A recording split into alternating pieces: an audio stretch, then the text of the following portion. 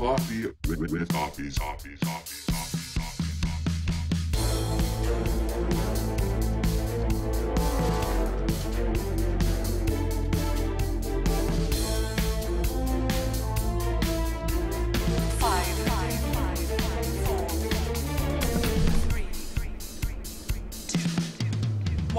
Let's do this!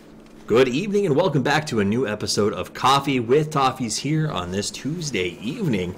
Giving a little bit of an update on what's going on in the shuffle because I feel like it's something that you guys might need to know as we go about your day, your week. Obviously, the first big piece of news that we did get from Valve this week is that the rosters are confirmed to be locking in place as of September 5th. Previously, the rumor had been September 1st, but that has been pushed back. September 5th is the official roster lock day. Obviously, once that day rolls around, trade deadlines will be in, and we will plan a show shortly thereafter here on Coffee with Toffees. We'll get some panel folks to come in and talk about the shifts, who ended up where, and what the official rosters look like, and how we feel about them. I think we've got a lot of exciting things coming down the pipeline, so we'll keep an eye on that. The other big thing to bring up is if you are into following closely what's going on, you can if you go to the link, it's actually through the main Valve blog. You can get it just about anywhere, and it's where everyone has to register. So the new system is actually pretty interesting. What Valve is requiring, for those of you who might not know, is they are requiring that a team issues an invite to a player. So there's an official team roster in the Dota software or the Dota infrastructure. Then the player must accept the invite. Once they do that, the team will be established. Now the team is not owned by the sponsors; it is owned by the players as far as Valve is concerned. That means that there still isn't that much protection for organizations. If 5 players agree to play together under the same banner, they could, in theory, from what I understand, choose to go with on their own. They could drop a sponsor and stand as 5. That is something that is totally possible. That said, once you join, you are required to play with those 5 players until the end of majors or the next roster lock is lifted. That said, you're also allowed to have one sub. The sub can be changed into a primary role at any time as long as both the sub and the regular roster player approve it. So that's the system that Valve has put in place to sort of manage these rosters. It should be pretty interesting. It's not a surprise because Valve has always been a group or a team, an organization that is about the players. In fact, if you watch their interviews a long time ago, they talk about the reason TI was even created was to give something back to the players, not to give something back to organizations or not to create an esport. So it's not a surprise that they're doing it that way. So that is the big news regarding organizational structure, that if you're just casually following what's going on, that's definitely worth knowing in terms of how they're putting this thing together. Before we go any further, I do want to give a shout out to our sponsors for the show as we get into the Shuffle episode. The show tonight is brought to you by the folks at Razer, makers of some of the finest gaming equipment in the world, and Betway.com, a place where you can place a safe bet on how well you know your esports. So a little slow over there right now as there's not a lot going on, but I can guarantee you in the coming weeks, things are going to get crazy. And we know that because we're starting to see the roster shifts show up and switch around. So let's start talking. What I want to do today, guys, is I'm just going to run down through all of the roster changes that we have confirmed are going to happen. And then maybe we'll see if we can find some time to talk about some of the tentatives or the rumors or things like that are going around. But again, this is not TMZ. This is Coffee with Toffees. I'm going to give you the stuff that we know is going to happen and things that might be leaning towards confirmed, but we're not going to. But we just want to keep you informed, I guess, is the moral of this story. So let's start it out with the easy stuff. A team that everyone thought was going to be out of it early. Not everyone. There were some folks. In fact, Brett, I actually put a challenge out during TI. Show me that you predicted CDEC making it as far as they did, and some folks did tweet that back. That said, though, these guys came out the dark horses of the tournament. They came through the wild card and they kicked, clawed, and stomped their way all the way to the semifinals, beating their own parent team. So CDEC actually knocked out the team that founded them initially as a talent team, and really, I think, captured the hearts of Dota 2. And as someone who was at TI, sitting in the stands, listening to everything that was going on, it was mind-blowing to me when they played, I think it was C9, who is generally a crowd favorite, a North American team, a European team, or an English-speaking team, we'll say that tends to get the Seattle fans behind them. People were cheering for CDEC. People were cheering for them, despite the fact that traditionally, when you go to a lot of these events, it kind of ends up being an East versus West, and that wasn't the case with CDEC.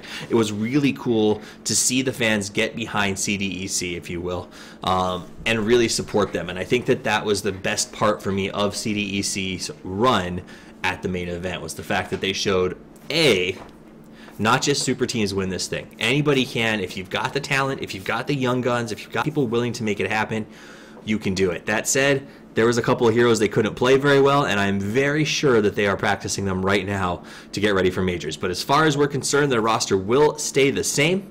Aggressive, Shiki, XZ, Q, and Garter will continue to play together. And honestly, after a run that they had at the tournament, I think that that is a very wise choice on the part of CDEC.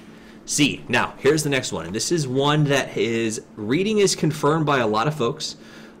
This is Digital Chaos, guys. This is the new team that was just announced when AUI 2000 was kicked out of EG. There was a lot of drama surrounding it. We talked about a little bit on the show and where they're going to go to. Apparently, this is where. So this was posted on the website from Digital Chaos earlier today. It was then taken down. If you go to the website now, it strictly says under construction. The roster is listed as TC, Yawar, Bulba, AUI 2000, and a new guy named Buryu, who from what I understand is very, very strong.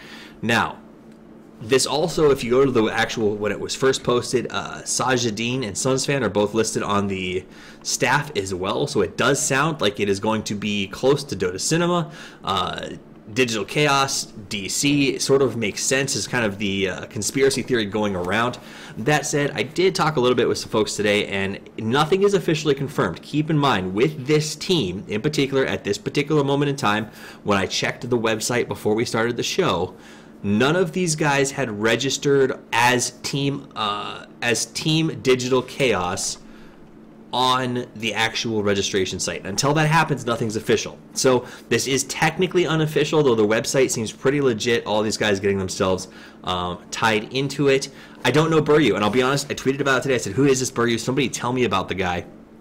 And a lot of folks responded and said, if you don't know the NA, if you know the NA scene, you should know Buryu. And I'm going to be honest, I don't. I don't play at a level high enough to run into guys like Buryu in pubs, and I haven't seen him in some of the local NA leagues or the elite leagues because we've been pretty busy with the TI stuff. So I want to get to know Buryu. Buryu, if you watch the show, I'd love to have you on to chat about what your skill set is and the team coming together. But it looks like this could be a lot of fun. This team could be very interesting. And as somebody who wants to support North American Dota, somebody who's been pushing NA Dota growth for a long time, I'm glad to see other North American teams that seem like they could be competitive. We know that Yawar is a strong player, especially in pubs. He stood in for a few teams. We've seen him do some really great stuff. We know that Bulba, we know that TC, and we know that especially AUI 2000 have competitive pedigrees, have the ability to perform. In fact, if you go and you read Peter's blog about their experience, they talk a lot about Bulba and how tied in he was to the EG victory. So having him on a team is going to be really, really strong. Pair him with TC and his experiences in leadership roles. I think that they could be a really great team. I'm curious, though, to see how it pans out, because they do have some big personalities. They do have the potential to have some clashes based on the folks that I'm seeing on the team. But if it doesn't go the normal North American Dota route, if they are committed to this and they work well together, these guys, I think the sky's the limit. So definitely excited to see where they are. And some folks in chat are saying, hey, Bulba's not as good as he used to be. No one's ever as good as they used to be, right? But that doesn't mean that you can't be. And if you find the right team and you practice and you work and you bust your ass, and I know that guys like Bulba have crazy work ethics, anybody can be anything. In fact, if you don't think that, then go back and watch CDEC, who we just talked about, because those guys prove beyond a shadow of a doubt that anyone who's willing to put the time, the effort, and the skill into it can perform at the top of their game. So that's my little soapbox. Congratulations to Digital Chaos if they are indeed a team, which it looks pretty consistent like they are going to be, but we will find out more. And honestly, if Suns and Sajidine, the Dota Cinema guys, are at the helm, this could be a really great team, because I think one of the shortcomings in the scene right now, and we've talked about this with, say, the EG release about AUI, is the lack of ability to speak with the community, to have that interaction, to know how to create a brand. And honestly, Dota Cinema is a strong example of a group of people who know how to make a great brand that has become a staple within our industry. And I think if they do the same thing, if they take that same approach with these guys, this team could blow up both in the case of play style, but also in drawing fans and really becoming a part of the community. So that's where my hope lies. We will see what happens with it. Next up is the Evil Genius confirmation, guys. Obviously, we know that there's been some stuff going around. We pretty much have said it. PVD came out and said, here's the roster, just so you guys shut up about all of the flaming and stuff that's going on. The roster is Arteezy, Smile, Universe, Fear, and PPD. Now, as of the official right now, if you go to the Evil Genius's website, AUI is still listed there on the website, even though he's not some of the marketing stuff. However, on the actual Valve registration page, Arteezy has accepted the EG invite. So it is official that Arteezy is on the team. He cannot get out of that. The roster lock is in place for him as he accepted the invite, and that will be Evil Geniuses. Are they going to be a difficult team to beat? You betcha. I again stand by the fact this is a business. As much as I hated the way that the reveal happened, you got to be the best team you can be to win these events. And EG looks like they want the repeat. They want to be the first team to go 2 in a row. And this lineup, if they stay together, if they work together, if their personalities click, they could be amazing and they could go the distance. So worth noting out on the change on the team, Fear will be moving to the 4 position from what I understand, which I have no lack of faith that Fear will be able to do it. Fear is the grandpa of Dota. A chameleon, able to play every role, and I think that he'll be really strong here. And Arteezy in the 1, I mean, I'm going to come out and say that I think Arteezy has been a 1 since the day he started. He's just so aggressive and likes to do things alone that it just makes sense that he's played mid. So I think that this 1 position Arteezy is going to be really good for their team. So we'll see how that goes out. But that is going to be a chaos-filled and awful lot of fun to watch. The intelligence and the standard consistency of guys like PPD and Fear and Universe backing up the chaos theory of Arteezy and Samel should make some really good games. So I'm definitely excited to see what they bring to the stage as we continue through this. Next team we're going to talk about here is Empire.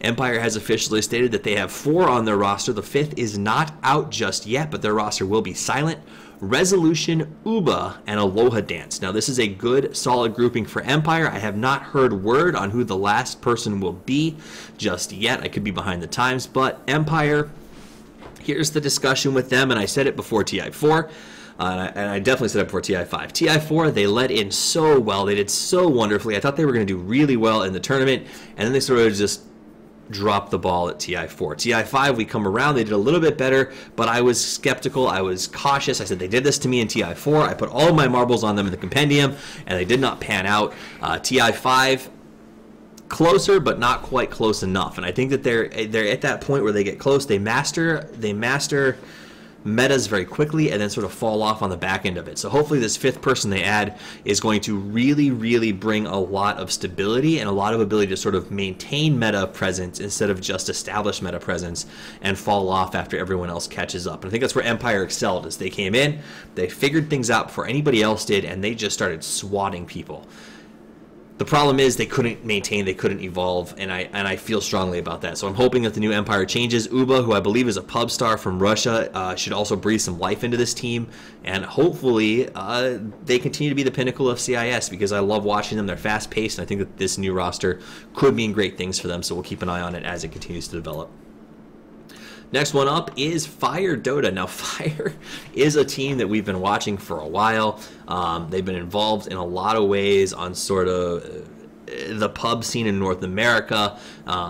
They've had lots of iterations of the team, right? So this is a team where we've had everyone, Jo, Mike, Fluff and Stuff, TC, Fogged, Fucking Mad, Demon, Ush, Brax, Banana Slam, Jamma, Whitebeard, Dragon Fist, have all been official members of this roster at some point in time. So this has been a tumultuous roster, to say the least, but a roster that still has a good name recognition within the scene. I think that they can put up some good performances. So the current roster for Fire Dota as it stands right now is Jo, Moo, 747, Whitebeard, Fluff, and their sub is going to be Blitz, who I assume will also act in some capacity as a coach, or potentially even a manager. I know he's working at BTS, so perhaps that's why he chose sub, since he doesn't have the time to commit to it fully. That said, this is a strong team. If you've ever chatted with Fluff or Moo in person and met these guys, they take the game very seriously. It became clear to me when I saw them at TI that they were looking for something that they could consider stable. I think JO747 are very, very strong players, and I think that Whitebeard is a player. Brian is somebody who we saw playing a lot of teams like Nyx Assassins over the last couple of years that has been sort of in and out, up and down, and has had trouble finding personality mesh, I think. Not that he's got a weird personality or a bad one, but I think he just hasn't found the right team to click with. But if you watch Whitebeard and you watch him play that forward role, he plays very, very well when he feels comfortable. And honestly, I think that the guys on Fire, I think Moo and Fluff especially, are going to do a lot to make Whitebeard feel comfortable within the context of this team. And I think that they could be a very, very, very strong team going forward, especially if Blitz is acting as a coach and helping them sort of manage that team dynamic. So Fire Dota, another North American team that I'm excited about seeing on the scene. That brings us up to a grand total of 3 North American teams if you talk about EG and Digital Chaos. This is going to be a lot of fun. It's going to be a good year, and I think that Fire might have the staying power that some of the other North American throw-together teams have not had in the past. So we'll follow them. We'll keep keeping an eye on them, but I'm sorry, not BTS. Guys, a little while ago, Green Machine pointed out, I said that Blitz is at BTS. He's not. He's at Joint Dota. Blitz's sister is often with BTS because of Merlini, and I get the family thing flips together in my head. So no, Blitz is at Joint Dota. My apologies. So to be clear, he's still at JD. Don't want to get any problems there. So that is Fire Dota. The next one to talk about is the new Sing Sing stack, Monkey FF. I don't know why they're called Monkey FF, as Monkeys is not on the team as far as I can tell. The roster is Sing Sing, Arise, Shakshka, Fucking Mad, and Yapser. I don't know how I feel about this team. I'm going to be honest with you. I'm curious. I don't watch a lot of streams, so I haven't had a chance to watch a lot of Sing Sing play. I know that he is both loved by many and a great player. The question is, can this team stand up? Can they last past a major? And will they be able to push into the best of the European scene? I don't know. You guys tell me. Tweet at me, at Toffees_Dota2. Tell me if you think that Monkey FF has the lineup that it's going to take to get into the top 5 in these majors. Monkey Freedom Fighters, Monkey Finish Fast. We're just guessing at names. It could be just about anything. All right, so real quick, guys, but we are going to keep running through these rosters. We're about halfway through, but before we finish the update, a quick word from our sponsors. So here we are with a quick word from the folks over at Razer. Stick around. Razer Comms is a free all-in-one communication tool that allows you to stay in touch with friends both in and out of the game. With features such as friendless, groups, mobile SMS forwarding, and call notifications, Razer Comms is a communication solution for the dedicated gamer. Razer Comms' minimal in-game overlay has a panel that grabs all your messages and lets you see who is speaking in a voice call without interrupting your game. Now I'll always know who's breathing into the mic. It's always me. By pairing Razer Comms Mobile with your PC, your friends can call you, no matter where you are. All right, we're back. Thanks for sticking with us through the commercial as we continue down the march that is Dota, figuring out where the teams are going to land. And our next team that we're going to talk about here on the list is a team that is near and dear to my heart because Hanskin has been on the show before, and this is the Ninjas in Bahamas. So Johannesfen. We've had a lot of great guests. I loved having the NIP guys here. They were very informative, helpful with pronouncing names, and their roster looks good to me. It's Era, Limp, Johannesson, Hanskin, Seal Kid, and Chessie. And thank you to Johannesson for explaining that to me and how to say his name once upon a time. But these guys stay together. I think Chessie as a sub is going to be a really strong addition to this team, give him a lot of flexibility, and also keep Chessie in a healing position. Remember, he went to Alliance and had some back issues that knocked him off of the playlist, and I'm glad to see him landing with NIP. I think he's going to do well with the Ninjas in Pajamas. This lineup should be a lot of fun. These guys are great players. They seem to get along pretty well with each other, and they definitely have a regional awareness. So they're going to have some short shared culture that I think will allow them to develop as a team further than they already have. Ninjas Pajamas is one of my picks to potentially make it to TI through the wild card processing. I think that they have a long, bright future ahead of them this year, and they seem like a team that will probably stay together. So keep an eye on Ninjas Pajamas coming out of the European region. I think that they're going to be very, very good going forward. They did fall off, but I think that they have a chance. They did well in quals.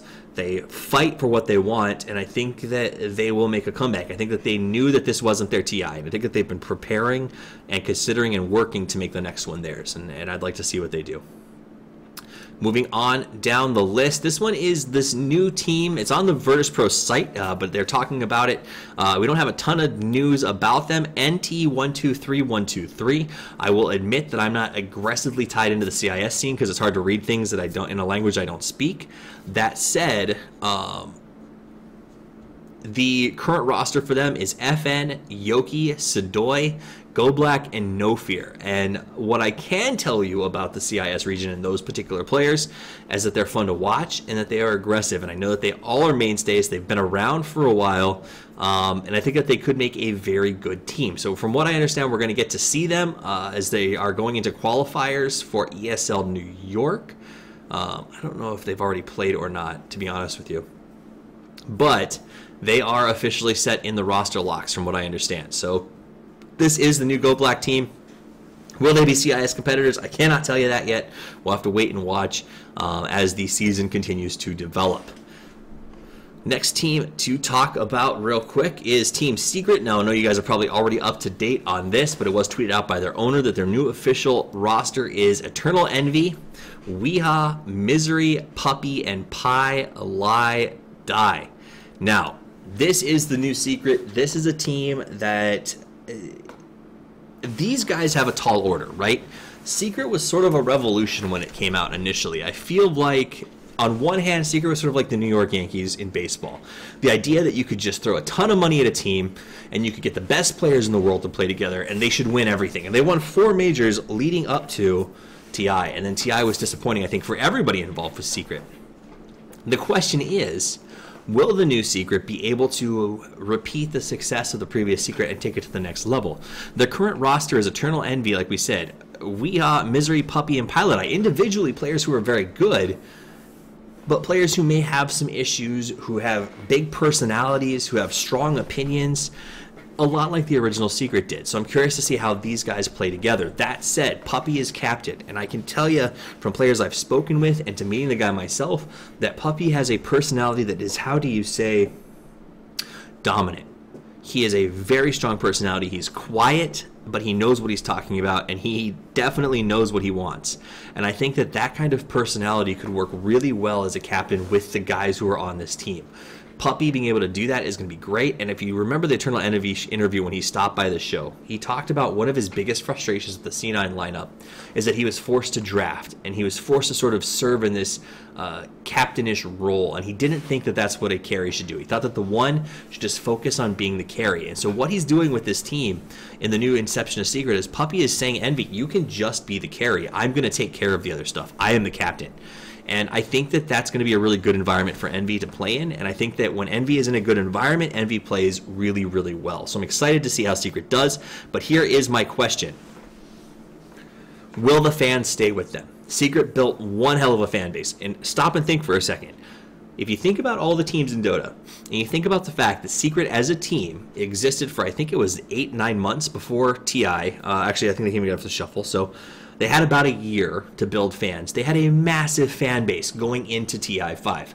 Shirts, jerseys, people talking about them all the time, like Secret, Secret, Secret. If you asked anybody in line, oh, we're here to watch Secret. Will those fans translate? To me, this is one of the first tests that we're going to see of whether or not fans in Dota have evolved from being fans of players to fans of organizations yet. Because this is a prime example of an organization trying to utilize brand image that they have already created to get fans to support a new team that is very different from the original. So I'm curious to see how Secret fans stick around. I know Nixon Moon is hanging out in chat, and she was a big fan of the old Secret. She says she's going to stick with them. So my question to you, Secret fans, is are you sticking around or are you out on your own? That's something I'm always going to be curious about. So let me know what you think. I'm going to keep watching, and I hope that they do well. And I don't see anything but bright things in their future. It's a strong team. As much as they're going to catch a lot of troll, they're going to catch a lot of heat for some of this roster stuff, I think that they're going to do pretty well. Next one up is Virtus.Pro. This is confirmed that they will be making no changes. It's going to be Illidan, God, DK, Phobos, Lil, and FNG. Again, I think they did a very good job in TI. I think that they had some good momentum on their side, and I think that they're showing that they are becoming a premier CIS team. And just like Empire, this is going to be a good year for them, this team especially, since they have already put together the power of play. I think a big part of these teams, especially going into majors, is going to be the advantage given to those teams that have been together the longest, because they're going to understand each other's synergy. So that said, I think that they're going to do well. I'm excited to see them. In fact, I'm probably going to put a lot of my valuables on Virtus.Pro in the first major initially, because I think that the value of having a team that's been together for a longer period of time than a lot of these other teams will come into play. So good luck to Virtus.Pro. Continue marching forward for CIS. Next one up is another team that we've seen before. That is Void Boys. The official roster has been linked as Pat Soul, Snake King, Omega Poner, Fly, and Shanks. They have listed subs as Mercy, Please, and Rude Boy. So this team is about as big as they can possibly get.